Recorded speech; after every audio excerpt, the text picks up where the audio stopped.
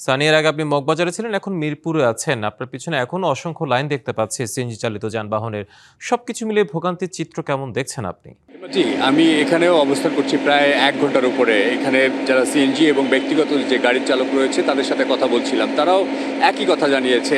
অর্থাৎ ১০ থেকে ১২ ঘন্টা ধরে এখানে অপেক্ষা করছে। যদিও এই পাম্পটিতে কিছুটা সিএনজি চালিত অটোরিকশা যারা চালাচ্ছেন তাদের জন্য স্বস্তির খবর আছে। অর্থাৎ ২.৫ থেকে ৩ ঘন্টার মধ্যেই এখান থেকে গ্যাস পেয়ে যাচ্ছে। তবে চাপ কিছুটা কম রয়েছে। সাধারণত যেখানে ১৮০ থেকে ২০০ মতো চাপ থাকে, কিন্তু এখন বর্তমানে রয়েছে চাপ ১৫০ একটু উপরে।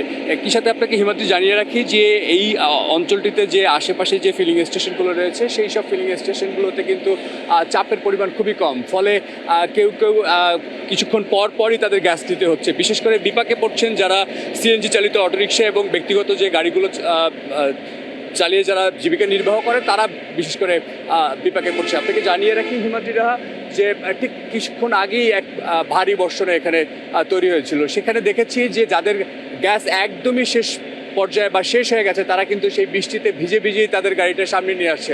অর্থাৎ এই যে তাদের যে বিপাক, যে দুর্ভোগ, সেই দুর্ভোগ কিন্তু আরও বাড়ছে। আমরা একজন নগদ নিয়ে এলো হার না মানা হার অফার। সর্বনিম্ন ১০,০০০ টাকা রেমিটেন্স নগদে পাঠালে থাকছে স্বর্ণের হার জেতার সুযোগ। গাড়ি চালকের সাথে কথা বলবো। আপনি কতক্ষণ ধরে অপেক্ষা করছেন এবং কতটুকু সমস্যা হচ্ছে আপনি জানাবেন। আমরা দীর্ঘ ৮ ঘন্টা যাবত অপেক্ষা করছি। এখন পর্যন্ত প্রায় ১৫-২০ গাড়ি পিছনে আছে। তাও আরও ১-১.৫ ঘন্টায় পাবো কিনা তাও সন্দেহ। এই অবস্থা চলতেছে। আরও প্রেশার নাই। আর এই যে গাবতলীতে অনেকগুলো পাম্প আছে, ডেন্সো পাম্প, আরও কিছু পাম্প আছে যে বড় বড় কন্টেনার লাগিয়ে রাখছে। ওই কন্টেনারের মধ্যে মনে করেন ১-১৫০ সিলিন্ডার। এক একটা কন্টেনারের মধ্যে আপনার প্রায় না হইলেও ২-৩ লাখ টাকার গ্যাস ঢুকে। তো ওরা সারা রাত পর একটা গাড়িতে গ্যাস দেয়, আর সারা রাত রাস্তায় রাস্তায় কষ্ট করে শত শত ড্রাইভার। এই ড্রাইভারগুলো ঘুম চোখে নিয়ে গাড়ি চালায়, দিনে অ্যাক্সিডেন্টের সম্ভাবনা থাকে, বুঝছেন?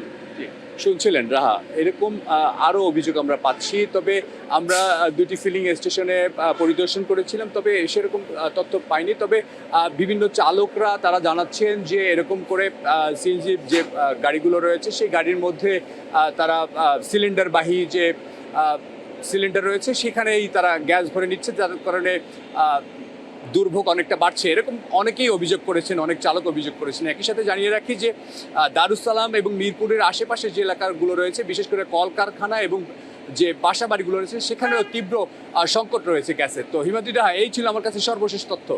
রাজধানী, ধন্যবাদ আপনাকে যুক্ত হওয়ার জন্য।